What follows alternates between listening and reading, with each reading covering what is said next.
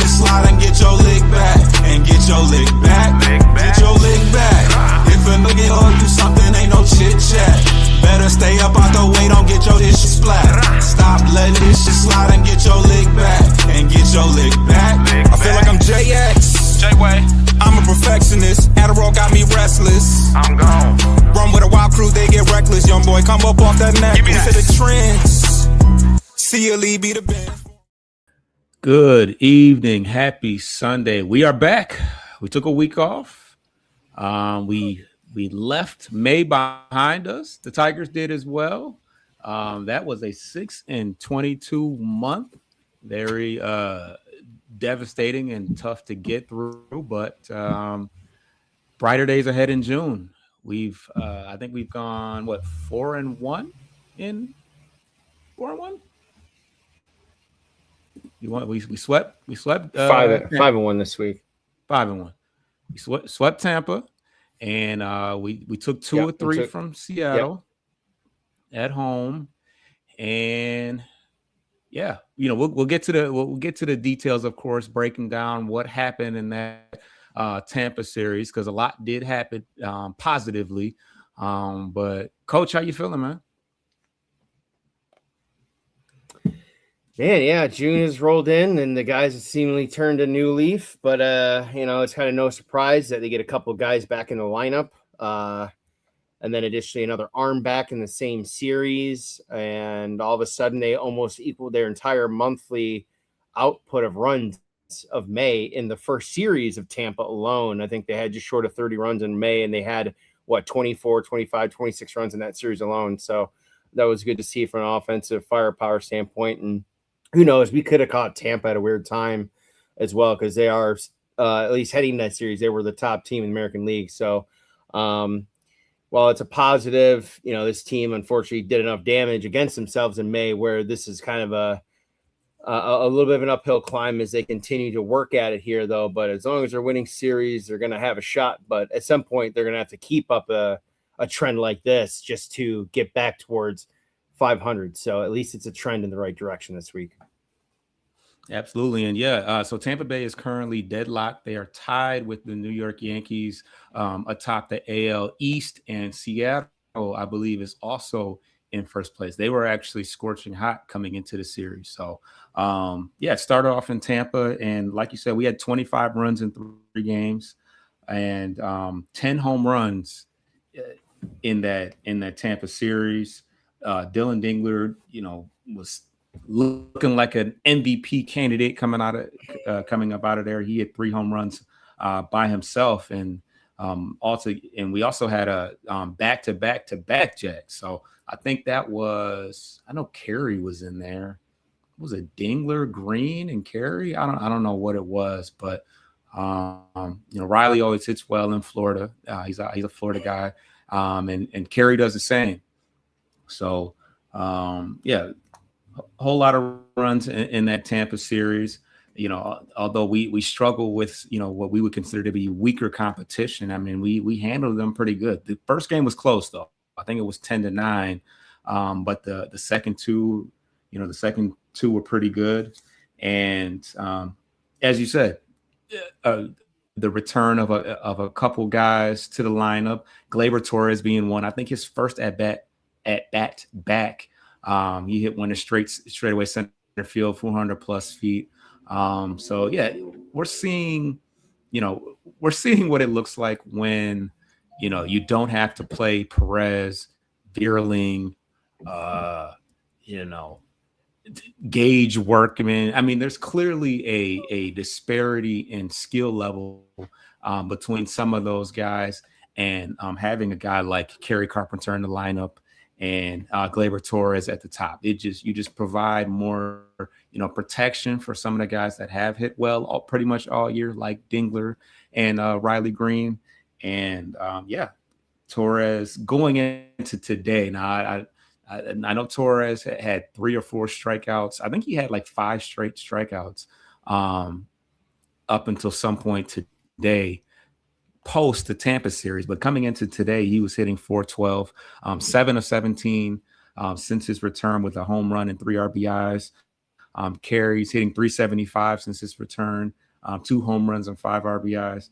And then, Dingler for the week, 350, 3 home runs and 10 RBIs. And like I said, that's accounting for up until yesterday. So that doesn't count for what happened today. So, and on top of that, Troy Melton, since he's returned, 2-0, 174 ERA. His opponent batting average 167, and he's got a whip under 1 as well. So this is what the team can potentially look like when they are healthy. You just hate that we fell so hard on our face in May, because that's a lot of ground to pick up on before July. So, anything else that you want to touch on or observations outside of what I said? Yeah, I mean, I still continue, despite AJ's best chance to sabotage that first game against Tampa, where Montero started twice, I believe, this week. So the game in Tampa, he pitched 6 innings, was cruising, 65 pitches through 6 innings, handful of strikeouts, and got like 1 walk and only a couple of hits. This guy was cruising through the lineup, 10 pitches plus an average an inning, and he gets lifted. Oh, I like the lefty badger. So you won't pull Jack when he's at 90 pitches through 4 or 5, and you run him back out there and you yank him after he gives up 1 or 2 runners immediately. But you pull Kiter? What? And then it blew up in his face. The bullpen gave a bunch of runs, and the boys had to scramble last 2 innings to get that first win. So they could have dropped that one too for sure. But it doesn't cease to amaze me. AJ continues once a week. He's making decisions and today, example, I'm not going to harp on it too much. He is so married to his own formula that he's too rigid. He's not going to change anything. Jahmai Jones pinch hitting today against the lefty. He's hitting 059 on the year. Matt Vierling's on the bench hitting, I don't know, about 260 against lefties this year. And I know Vierling's been a little bit colder recently, but Jahmai Jones hasn't had a hit in 14 days. 14 days, no hits, and he got in there. Yeah, we called it. We knew that we were going to see Jahmai at some point in the game. Vierling did end up pinch hitting later in the game, which kind of bit us in the ass because he had to face a righty late in the game. I think it was Munoz. That he ended up facing. And it would have been a spot where you would have liked to have Carey still out there.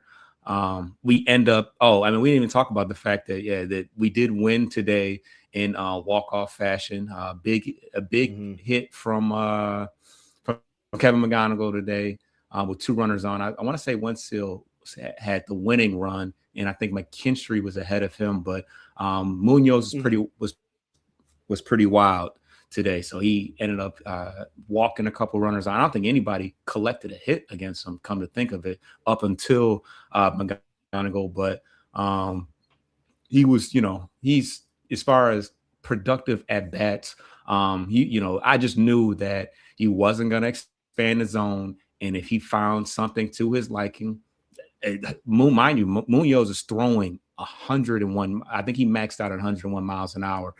So this is up in the zone. This is up by the eyes, and that's not easy to do at any speed, but certainly at 101. But he was definitely looking high, and he punished that ball. He just continues to, look like a very, very strong rookie of the year candidate along with Murakami. So two strong series this week. We got 2 important series coming up, and we'll get to that as well. But all around good game. This is, I have to mention the second solid start from Flaherty. Flaherty, I think, had 0 earned runs against the Rays on June 2nd. And then today got into a little bit more trouble, left some runners on that we kind of had to account for. But 3 earned runs today. Got the no decision. But yeah, with the amount of guys that we should be having coming back soon, it's good to see that Flaherty is getting some things going. He was 0 for, I think, 0-6 going into the week.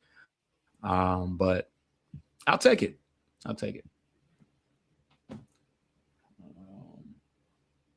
So yeah. Looks like he gave up 3 earned runs, 5 innings, so it's not a quality start. But he did get credit for the win, so he's 1-7 in the year, but he's still sporting a nice fat 5.31 ERA. But yeah. Oh, sorry. Yeah, that was the win was versus the Rays, not versus the Mariners. Today's game, ESPN.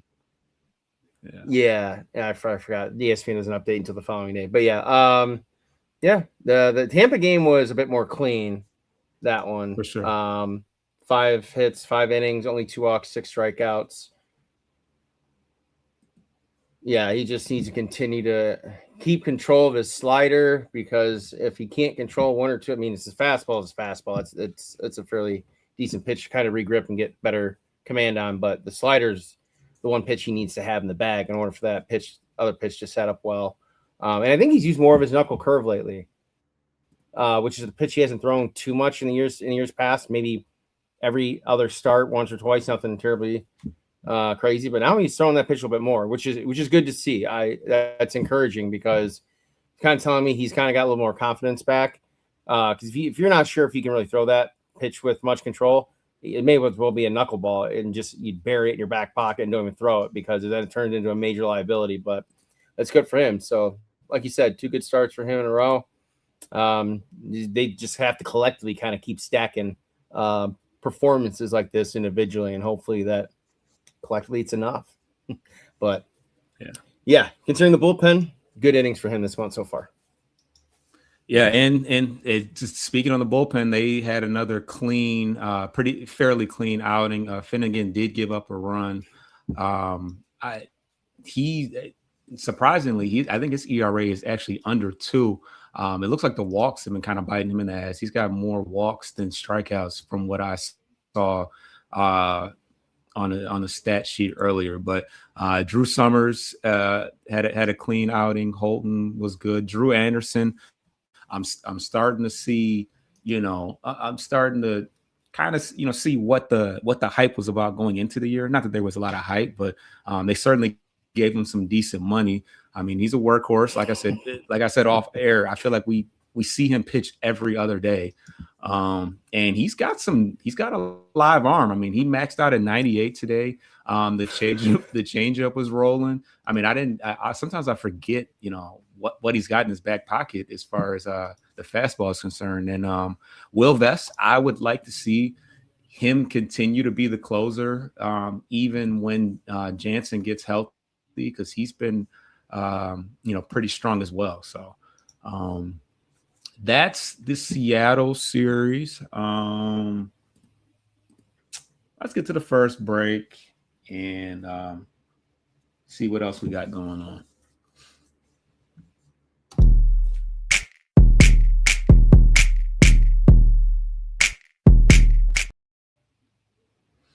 Oh, one thing to close on before we move on to the week: 1-run games. I'm not going to lie. I'll admit I was ready to pencil. I already had it penciled down as far as our record in 1-run games. Of course, that was a graphic up on the on FanDuel as well, and it was 6-13, which plays a lot to our bullpen woes. I would assume that, and non-timely hitting from a team that struggled with runners in scoring position all year long. But we are now 7-13 with that walk-off victory against Seattle. So yeah, almost jinxed us with that graphic. But yeah, it's encouraging to be on the good side of some walk-offs, because we've seen, especially by the hands of Kenley Jansen, we've definitely seen some walk-offs that didn't go well for us. So, but let's talk injuries. Let's see what we got rosters wise. We had some rehab starts this week and some to come, but What we got?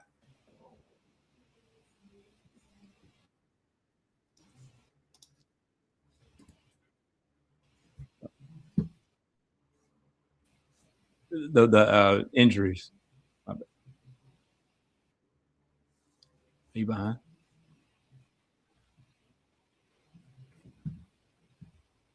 Can you hear me? Yeah, so it looks like here, going back to June 1st here, Ty Madden was activated and Ryan Vanesco was demoted. On the 2nd, June 3rd, the club announced that originally JV was going to start Tuesday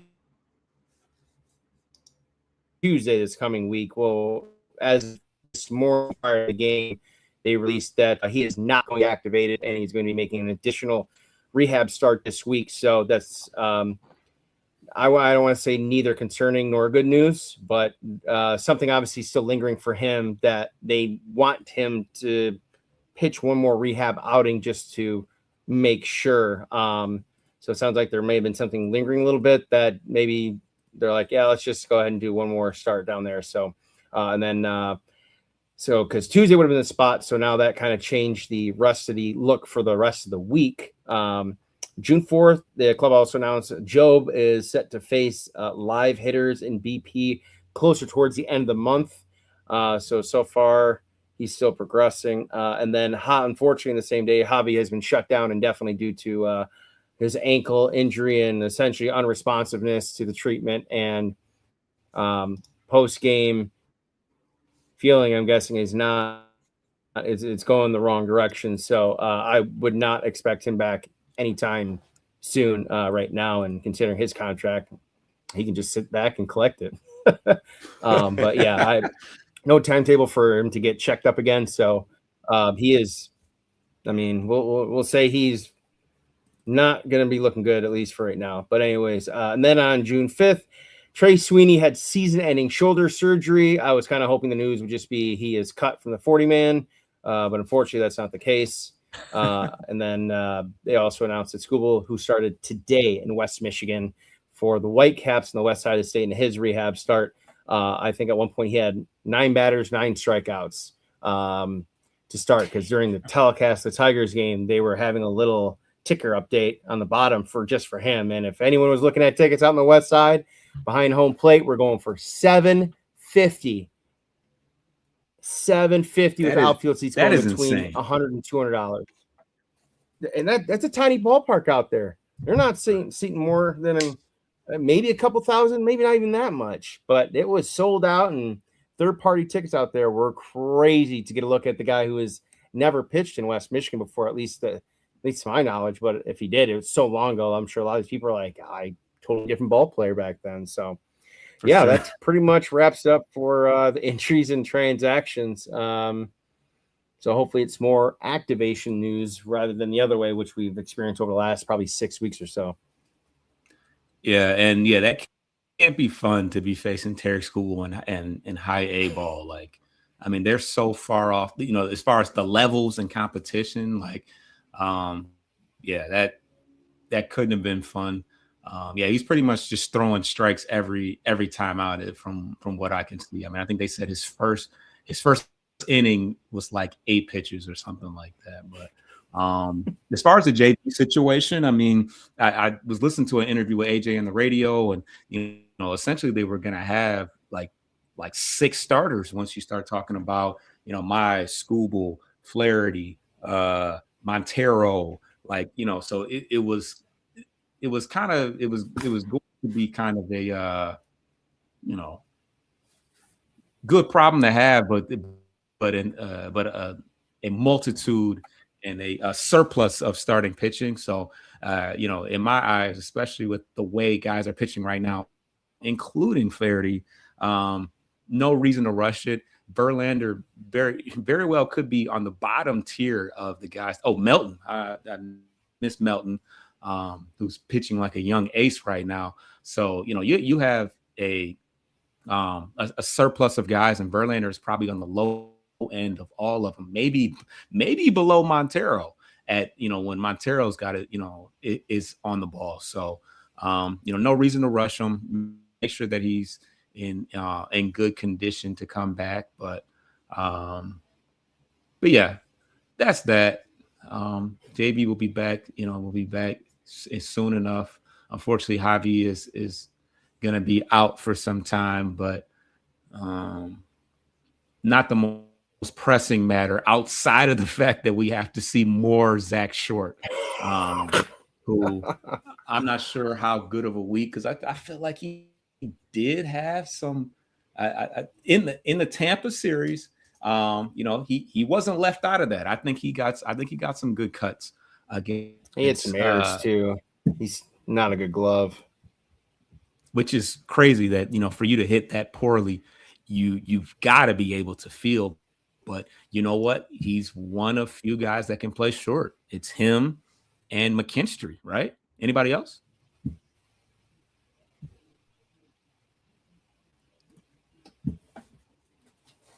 Yeah, I think Short. I think Short. Javi, Cam, McKinstry. Well, Javi's out. We're not. Yeah, I'm talking about his healthy guys. Yeah. Oh well, I guess McGonigal. Okay, yeah. So McGonigal and McKinstry, and then Short. Is your only other option at shortstop. So and then on days when Keith gets the night off at third, McGonigal shifts over to third, and then Short has to play short. So and Cole Keith, more like Cold Keith, because the bat. What give us the numbers on Cole Keith over the last, I don't know. Yeah, but prior heading into the game today, his last 7 days, he was 2 for 17 with a slash line of 118, same OBP, 235 slug, and only a 353 OPS with no walks and 5 Ks. And then the last 30, where wedged in there in like the second or third week, he had a decent week. He was hitting over like 230 in 2 series combined, but it was like a blip in the radar for the month. 13 to 71, 183, 204 OBP, 254 slug, and only a 471 OPS heading into that. The only one that has been worse in that time period has been Jahmai Jones, but that's not saying much. And in that collective 30 days, 4 walks to 19 strikeouts. But he's also been knocked around all over the lineup in the last 2 weeks or week or so as guys are coming back. Kerry was, again, day one this year, game 1 of the calendar year, was the leadoff hitter. Again, going back to last year, was in the same boat. So, but again, I think it was tied to injuries. So that's another thing. Like, it just irks me in terms of the lineup situation. I know we've talked about it. I don't know how he expects these guys. He keeps putting out guys like Colt and Kerr when they were hot, right, earlier. And then he keeps pinch hitting them when they're hot. You talked about it today. Well, that just means if someone's get yanked and they're going to have a 3-hit day and they're not going to see the dish again, but someone's going to come in and strike out or ground out in a key situation. And it's just like I'm not going to sit here on a pedestal and say, like, beat the same drum. Like, these guys, the guys that are hot, need to be playing damn near every day. I don't understand why we're going to stunt the momentum of these guys. Now, a regular scheduled off day or and a pop-up injury, that's something they got to deal with every day all year. That is what it is. But the way that's going about it, we're taking ABs out of guys' hands who are producing for the team or have the best hard hit rate, barrel rate, for a guy that has weaker contact, but he has better average. But it's like, you're not giving yourself a better chance. So yeah, Kerry getting pinch hit for, I know it was 0 for 3, but we've seen him get pulled on 3 for 4 days or 2 for 3 days. So it is what it is. They pulled the rabbit out of the hat today, despite giving up that run they got back that Finnegan gave up. So it went back to a 3-run lead. So I think luck did play a part in it, because that lineup rolled back to the top perfectly in that 9th inning to get the right 4 guys up to push in the game-winning runs, because we all know the bottom third half that lineup is booty cheeks. So a little bit of luck, because they've needed the last 2 years. Yeah, and AJ gave McGonigal the biggest hug. Like, you would have thought that was his son. He was so happy about that, because, I mean, it was another wacky lineup. Carey was batting leadoff, which we talked about is how we started the year. Obviously he plays really well against Seattle as a whole, so I guess he wanted to give him as many at bats before he inevitably was going to get pulled. And Gleyber, who was coming off a golden sombrero, was batting third. Only rationale I can think there is his reverse splits. His reverse splits have been stronger. He has not been able to hit lefties, but he's been stronger against righties. So Luis Castillo, because I'm like, why is Gleyber hitting third against Luis Castillo? But he's been better against righties this year, and possibly could have a good career against Luis as well. But so yeah, we didn't even get a chance to talk about Josh Naylor and all the craziness of that. He was, all over the place. Even today, he was kind of all over the place. I just feel like once you start doing crazy stuff, everything that they do, just looks a little suspect. Like, oh, he's sliding in a little hard. Actually, him and McKinstry got tangled up a little bit on the double play. It seemed like, it's hard to tell because I feel like he's not like, he's a big fella, but I feel like he's kind of passive aggressive. It's like, it's like, you pat him, because McKinstry kind of fell on him a little bit. So it looked like he kind of pushed McKinstry's arm, but when he stood up, he patted him on the butt like, yeah, it's all good. But yeah. Yeah, because McKinstry he had his feet taken out, so he was leaning on his body, and he was probably hitting him, like it was right around like his ribs, because the way Naylor was rolled over on his side. He was trying to steal, and he got picked off. I think that's what it was. It was a steal. Threw back, and he got him. But yeah, that was enough. I mean, that was just probably murmured because of what happened over the rest of the two games. But to get to the Saturday's day game yesterday, I was kind of surprised at the play at the plate with Dingler that kind of started. I was surprised. Now, then again, it looked like they challenged just for the out at home. I'm not entirely sure. Yeah. I was gone for it. It was a close play. Yeah, oh yeah. But I kind of was thinking from a rule standpoint of, well, if you're not allowed as a defensive player to take off your hat or your glove in an attempt to stop a batted ball in that's in flight, then I figured, I'm like, man, you can't just throw a piece of equipment out there even if you don't make contact. It's intentional.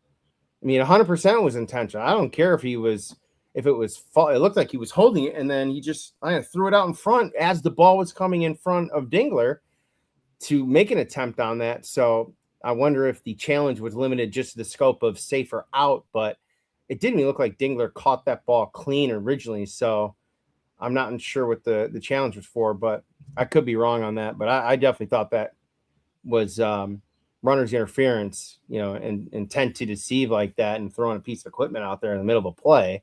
But yeah, and then the brush back and he laughed it off. But I know I looked at the replay. We talked about Vine. He definitely did that on purpose. But Friday night with McGonigal, the bump at the bag with Brian Wu covering 15 feet out in front of him, that was intentional 1,000%, because in the replay, they zoom in on his face. Right as he gets the bag, he looks up briefly. His eyes come up. He's not looking at him, but in his peripheral, he slowed down. If he really wanted to get there as fast as he can to avoid a contact, he would have sprinted through that bag and he would have cleared McGonigal by like 2 steps easy.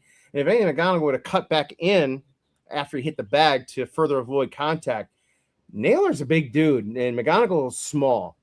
People understand he's 5'7", and Naylor's what, 6 foot, 6'1", 250, 240, and he can swipe bags. Solid. Yeah, McGonigal's gonna bounce off him like a rubber little bouncy ball off cement. Naylor's not gonna move. So, but to your point, he's never been that kind of crazy like that before. But he no longer plays in the division, so he's got to get his shots in only twice a year now with his former Central foes.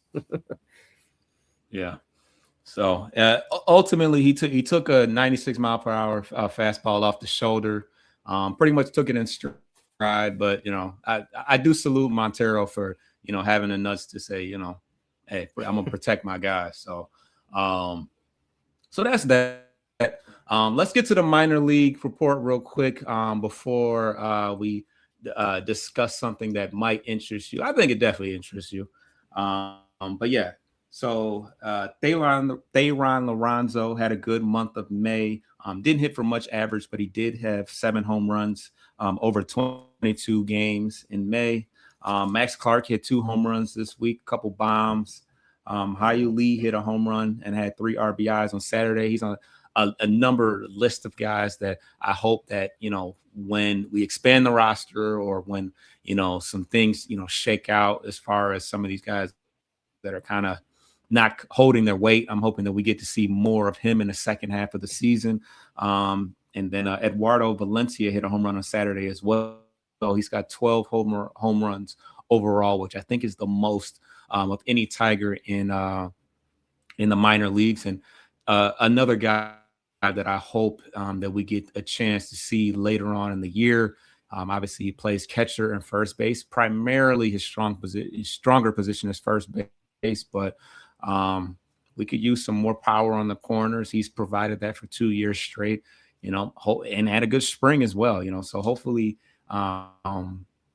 given the right situation, we can get a chance to see him get some at bats later on in the year as well. Now, this is something that I saw right before the show started. Obviously, the Tigers are, I anticipate us going on a bit of a run, just for the simple fact that, who we got coming up, as well as the fact that pretty soon, Skubal had a rehab start today that went pretty well. From what I know, he looked pretty good. So we'll have to see. I think someone said he's projected to make his return on 13th, the 12th or the 13th. But that may be speculation at this point. But Casey Mize is also making a rehab start this week, and Kenley Jansen is due to come off the IL as well pretty soon. So we're getting healthier. Pretty soon you're going to have a nice rotation of Skubal, Valdez, Mize, Melton. I mean, you're going to give yourself an opportunity to win a game pretty much every time out. So I think that it's going to be a strong month of June and make things interesting going into the All-Star break. So this is the headline that I saw. As it stands, we don't know we don't know for certain how valid this is. I don't even know who. Oh, Bob Nightingale, right? Bob Nightingale. Have you heard of him? Yeah. Yep. Yeah. The Tigers are telling teams that Tarik Skubal is currently off limits. I mean, it's nothing from last week, but remember, they've said that trades like this take weeks to put together. So I think this is just exterior posture. There's probably still behind closed doors getting a feel for what some of the value a team is going to be willing to offer to see how far the gap is to what he would want himself being Scott Harris. But there's no way he is just, phone off the hook, not answering any calls from anyone about whether it's Skubal or anyone else for that matter. This is Scott Harris we're talking about, if there's any glimmer of hope, and I genuinely feel like after 2 strong series, you swept Tampa out of their own stadium. You steal 2 of 3 because it was a close series throughout. We got blanked yesterday 4-0, but we also beat them by 4 runs on Friday. So 2 very strong teams. I'll tease it. 2 divisional opponents coming up this week. It's gonna leave just enough glimmer of hope to where we're gonna be in that weird gray area of did we buy and lean into this, the Skubal situation, why we got him, or selling everybody off, and what he did last year where we bought but we didn't buy any pretty toys, just we brought in Morton, we brought in Chris Paddock out of just pure panic because Reese Olson was just out for the rest of the year. Montero, who I want to call him Soriano, but yeah, Montero, who was a decent pickup, but I think Finnegan was probably was our best pickup, right? By far. He's the only player that stayed on the roster from the trades. That's it. And he That's pulled crazy. Like 7 different trades and signings. So yeah, out of all those guys, Even Paul Sewell, who had he been healthy sooner, we might have been able to find some more value in him. But yeah, so even last year when we were moving and grooving around this time, I mean, we could have been we were not wrong to be thinking World Series last year. He still didn't really go out and make that big splash at like a Eugenio or whoever else was out there at the time. So I don't know.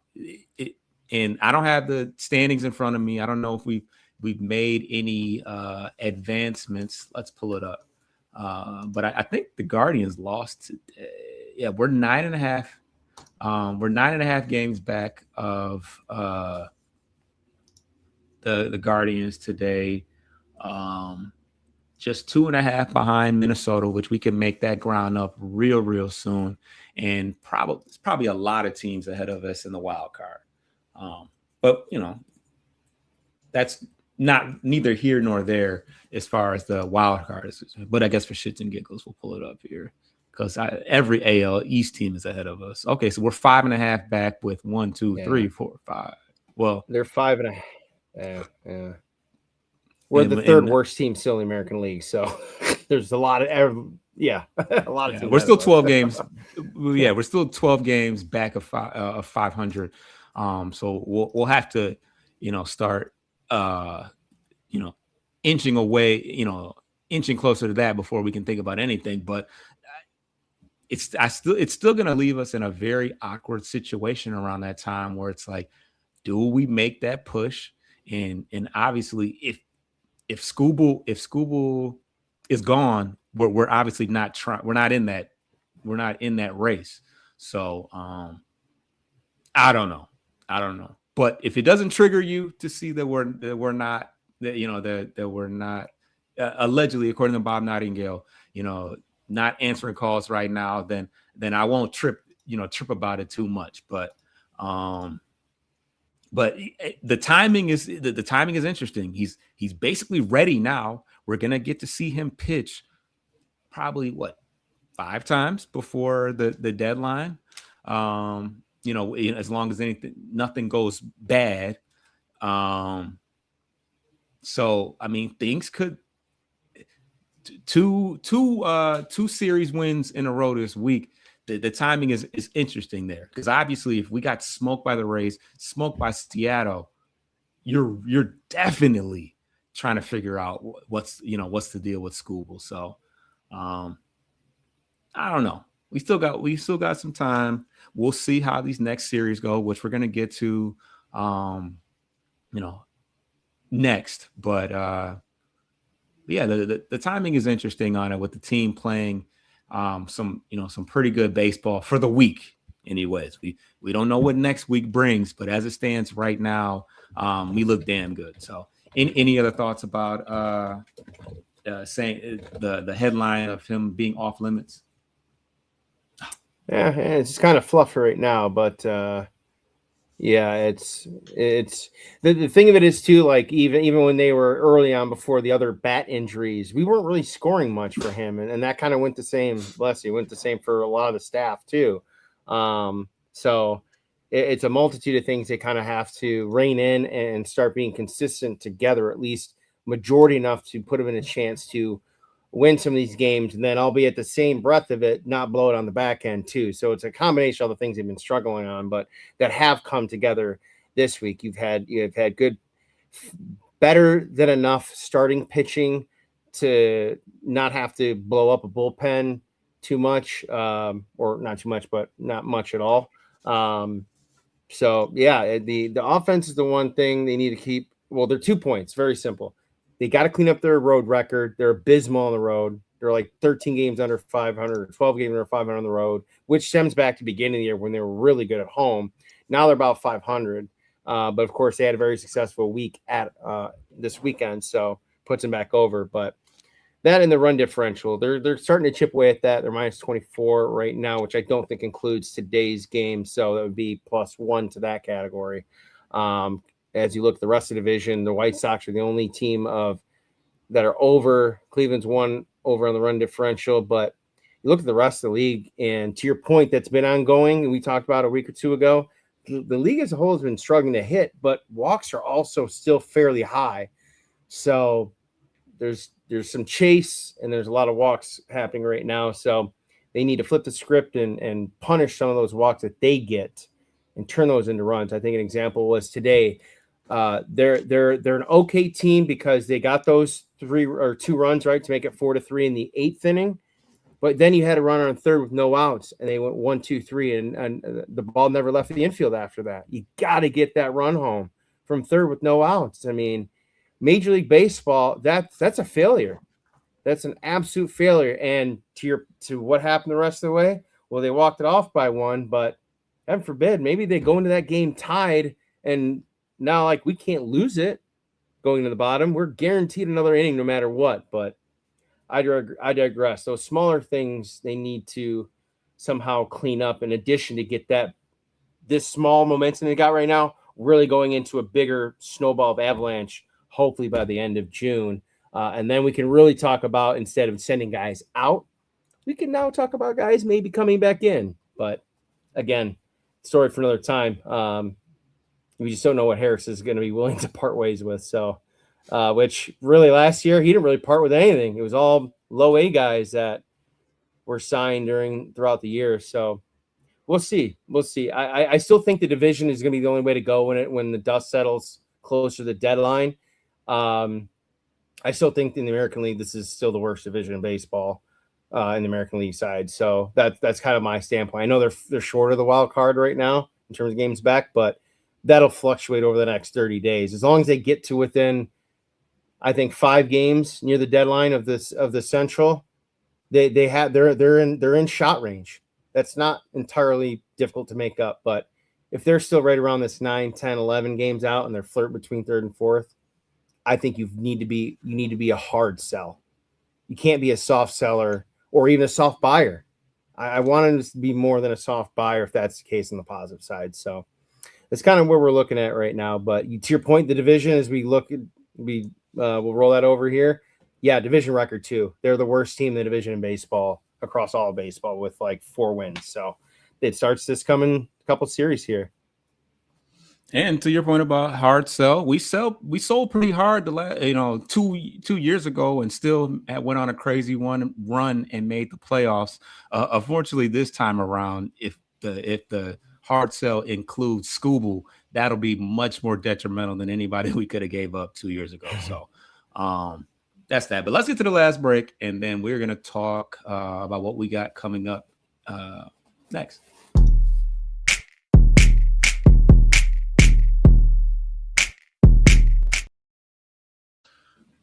All right. If you don't have anything as far as around the league, then we'll get into the probables. Anything that jumps out at you right now?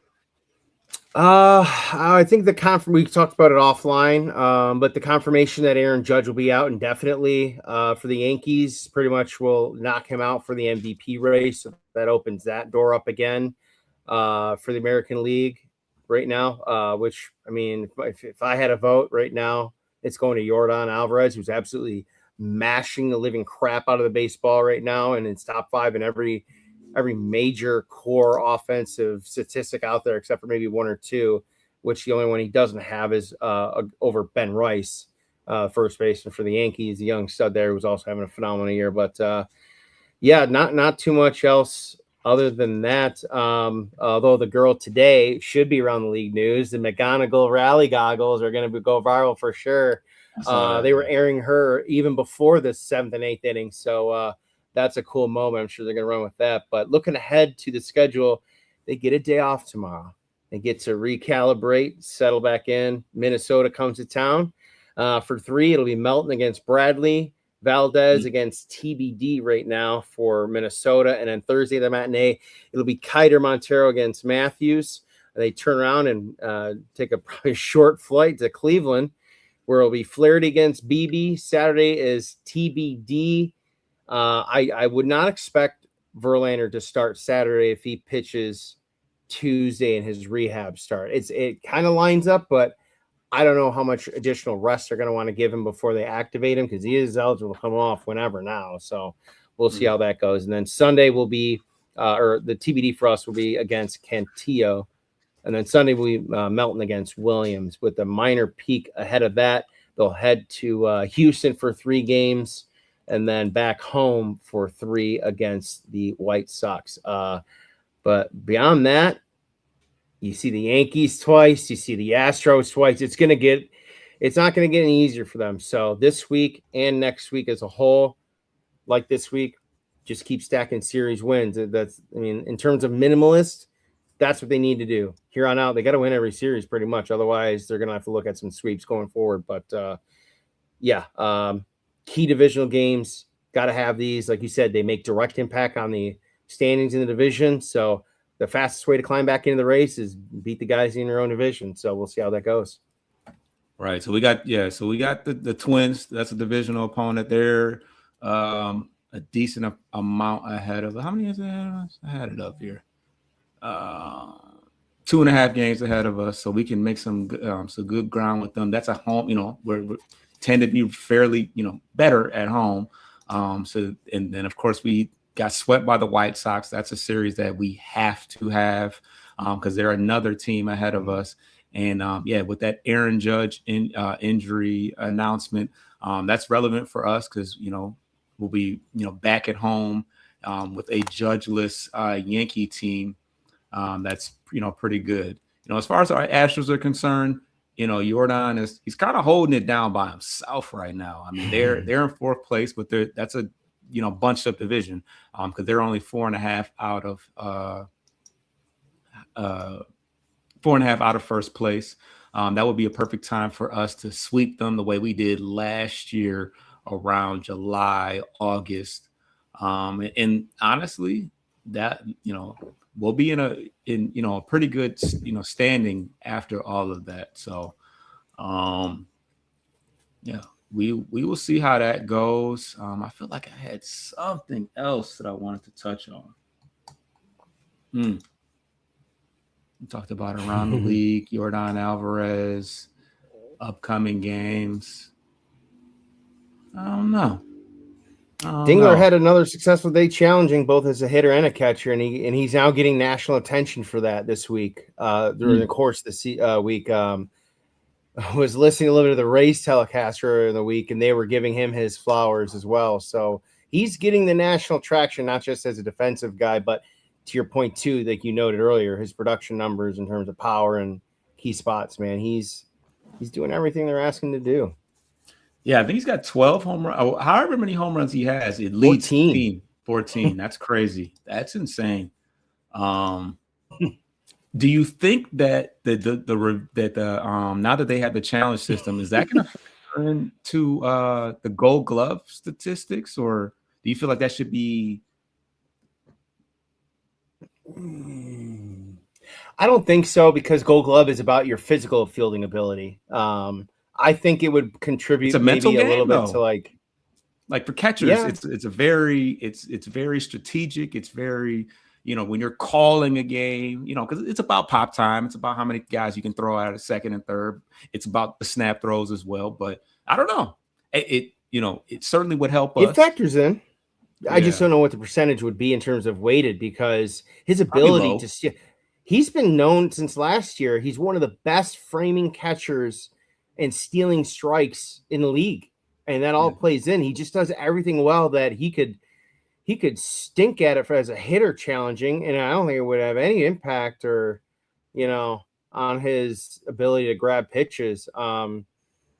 It's incredible what he's on pace for right now. Over 40 home runs and over 100 RBIs on pace for. We're about 40% of the way through the year. So 14 home runs, you double that plus 10%. He's damn near hitting on the door of like 35 home runs and over 100 RBIs. And he's been hitting all over the lineup too. Second, third recently this week, in addition to as low as 6th. So doesn't really matter where you put him in the lineup as long as he's got a runner on, and he's hit some moon shots with no one on, but he tends to hit most of his with at least one guy on. So that's something we've really been needing that Riley was doing last year, although he had a decent amount of solos, because a lot of Torx home runs in the last 2 years have been with not many on base at all. So we've needed that multi-home run punch that we've been desperate for this year.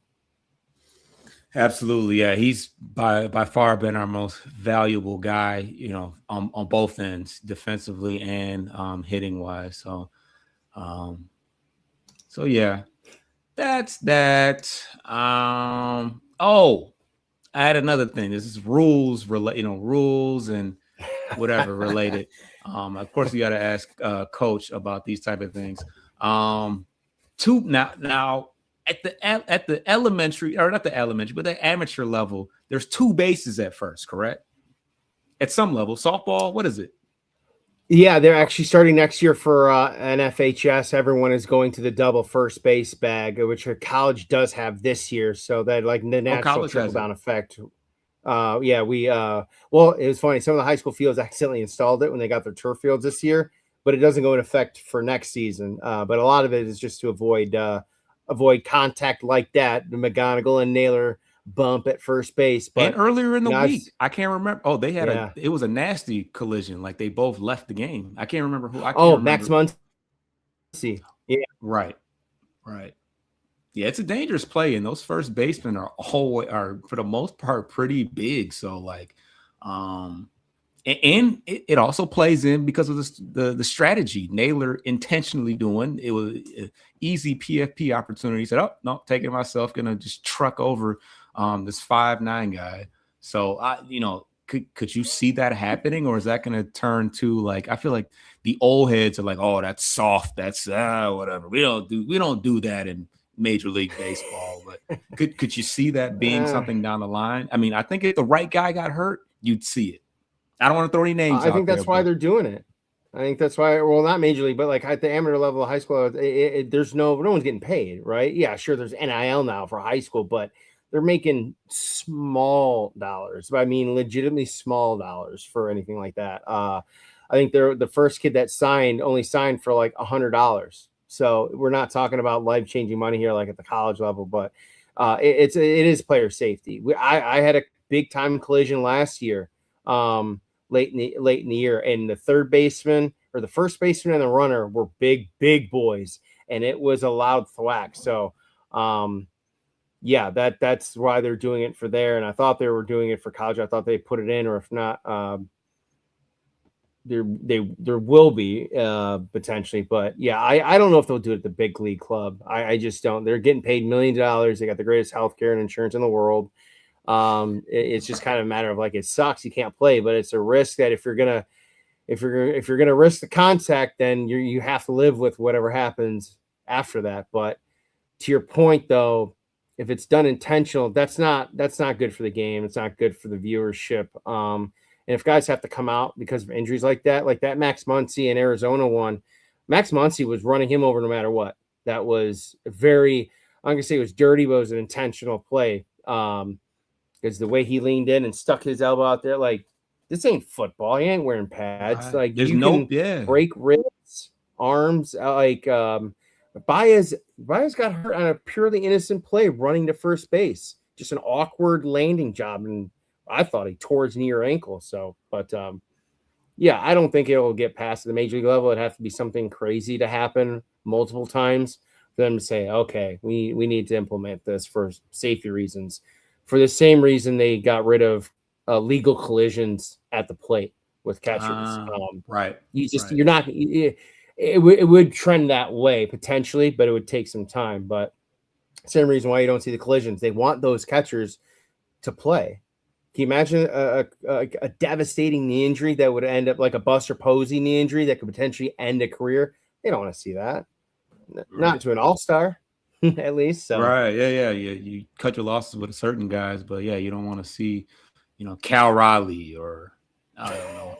So yeah, because there's just not, you got a helmet, you got maybe some elbow pads, some shin guards, but nothing that's going to protect you from a collision. So, but yeah, just a talk, just a talking point, very relevant given the plays that you don't see them a lot, but I mean, 2 in a week, and it was relevant enough to be a Tiger topic. Definitely something worth talking about. So, but yeah, that'll pretty much wrap up the show. Subscribe to the channel. We don't miss many weeks, but we did miss one last week. But we're back, So click that notification bell so you'll know when we go live on Sundays, because that varies from week to week. Subscribe on Corner to Copa on YouTube as well as on the audio platforms. And let's see what the Tigers have in store for us. I hate days off. I'm sure they love it having a day off, but it leaves me with a little less to do on a Monday or whenever it is. So yeah, they're making that run. Don't let the boys get hot. Did Rogers play at all this week? He had to play at least one game. I thought he did in Tampa, but he didn't. I don't think he played this weekend at all. No, he didn't play at all in this weekend series, which frankly, with all the other guys back, he was only playing because Glaber wasn't back, Carey wasn't back, and he still had Gage Workman and Hyu Lee. So, and at that point, was as poor as they had been collectively. Yeah, at that point, I'm sure AJ was like, "What the hell?" And Jake ran into one. I thought, not in He did. Tampa. He did. I thought he run into one. Game, yeah. He did. Oh, you know what? It was the day game after. It was a day game after a night game. The third game is normally during the day. The matinee game, yeah. And it was funny because my brother was like, it's confirmed the Tigers are stealing signs. Jake Rogers just hit a home run. Because he hasn't hit a home run since last July. It's almost been a year to the day since he hit a home run. I mean, his offense, his power is just completely zapped at this point. But yeah, Jake did. He did give one a ride this week. So we saw it all. We really saw it all this week. So hopefully we can keep it up, make things interesting, and definitely make for hot, interesting topics for us every Sunday. But yeah, let's get up out of here. If I can find my mouse will work. Get your lick back. If a nugget owe you something, ain't no chit chat. Better stay up out the way, don't get your shit